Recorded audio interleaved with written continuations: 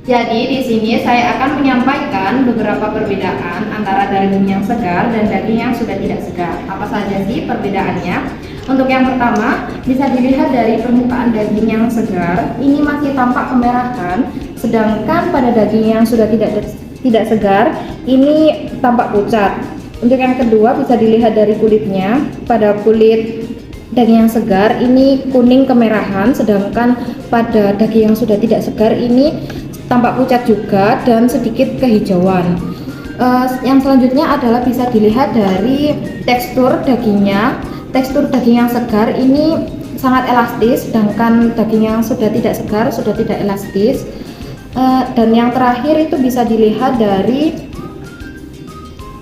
tulangnya. Apabila daging yang segar ini tulangnya masih terdapat sedikit darah, sedangkan pada daging yang sudah tidak segar tidak terdapat darah. Baik, selanjutnya saya akan menjelaskan mengenai tekstur dari ayam yang kurang segar dan yang masih segar. Pertama, kita akan bahas dari yang kurang segar terlebih dahulu. Di sini bisa dilihat ya, kalau misalnya ayam yang kurang segar ini kita tekan, dia tuh lama kembalinya seperti semula gitu. Nah, dan juga organnya ini bila dipegang, dia tuh akan terasa konsistensinya itu tuh rapuh. Selanjutnya untuk ayam yang masih segar, apabila ditekan dia akan cepat kembali dan konsistensinya ini masih cukup keras.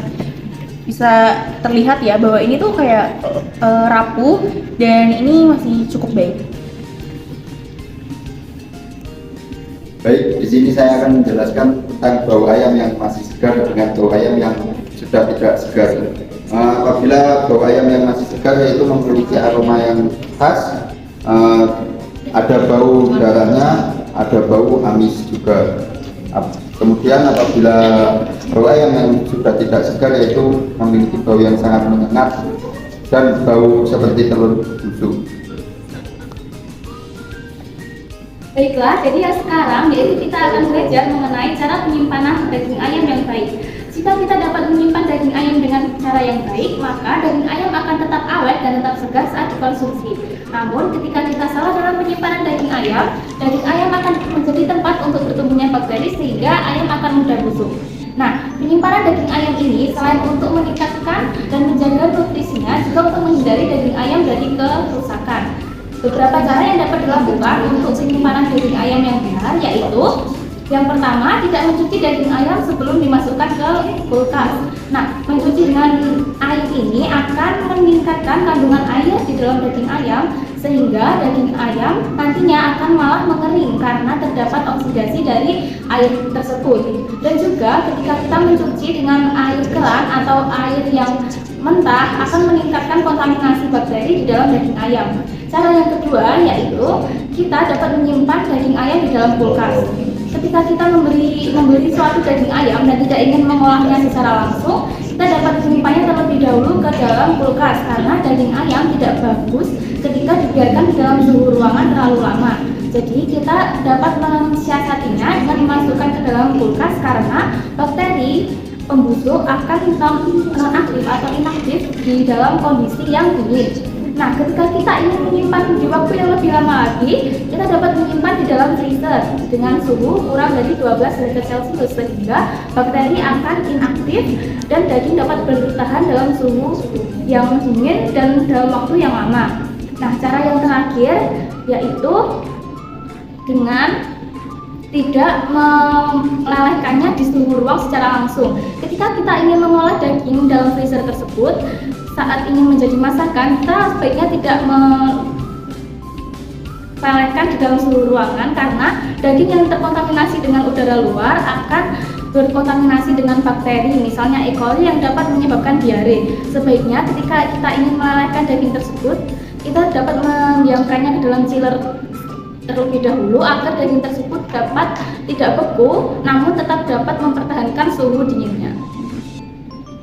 Beberapa tips untuk mengolah daging ayam yang baik dan benar. Yang pertama ada mencuci tangan baik sebelum maupun sesudah mengolah daging ayam. Mengapa hal demikian harus dilakukan? Hal ini bermanfaat untuk membunuh bakteri yang ada pada permukaan daging ayam dan juga mencegah kontaminasi dari daging ayam ke tubuh manusia. Lalu yang kedua, pisahkan antara peralatan memasak yang digunakan untuk memotong sayuran, buah, dan daging ayam. Hal ini untuk mencegah kontaminasi bakteri dari daging ayam ke bahan makanan yang lain. Lalu yang ketiga, ada hindari mencuci daging ayam. Mengapa? Hal ini sebenarnya aneh, namun menurut para ahli bahwa mencuci daging ayam merupakan hal yang sia-sia karena bakteri yang ada pada daging ayam akan mati setelah melakukan pengolahan yang benar. Lalu yang ketiga, mengolah daging ayam dengan cara merebus atau memanaskan pada suhu 63 derajat Celcius sampai 71 derajat Celcius dan memastikan daging benar-benar matang dengan cara melihat dari warnanya bahwa sudah tidak kemerahan, dan juga bisa dengan melakukan pemotongan bahwa saat daging itu dipotong tidak mengeluarkan cairan. Baik, di sini saya akan menjelaskan mengenai uji yang dapat kita lakukan kepada daging ayam. Baik itu untuk mengetahui kelayakan, keamanan, dan kebersihan dari daging ayam tersebut. Pertama, kita dapat melakukan uji pH. Uji pH itu adalah uji untuk mengetahui tingkat kadar keasaman suatu daging ayam menggunakan alat yang bernama pH meter, seperti di sini. Oke, alat pH meter ini digunakan dengan cara ditusukkan ke dalam daging, yang dimana kita akan mengetahui tingkat kadar keasaman suatu daging. Seperti yang dilansir oleh Badan Standar Nasional pada tahun 2009, standar nasional tingkat keasaman suatu daging ayam ada di kisaran 6-7, yaitu di antara netral dan sedikit asam. Oleh karena itu, seperti yang Ibu Bapak ketahui, ada beberapa petugas yang sering keliling ke pasar membawa alat untuk menguji daging-daging ayam di pasar, sehingga daging ayam tersebut layak dan aman untuk dikonsumsi oleh Bapak dan Ibu.